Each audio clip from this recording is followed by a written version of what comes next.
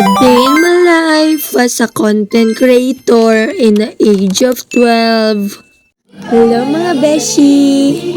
For today's vlog na pala ay Christmas party namin sa school. Mga beshi, pagpasensyahan nyo lang ang boses ko. Nung hindi pa nga kami nag-uumpisa, nag-video muna ako.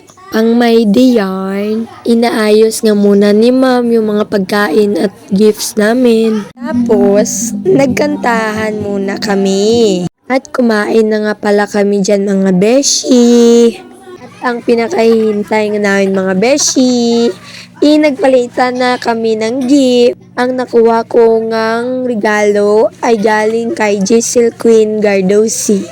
So, dito na nagtatapos ang vlog ko. Please like, comment, follow, and share. Bye! Salamat sa pagsuporta at panonood.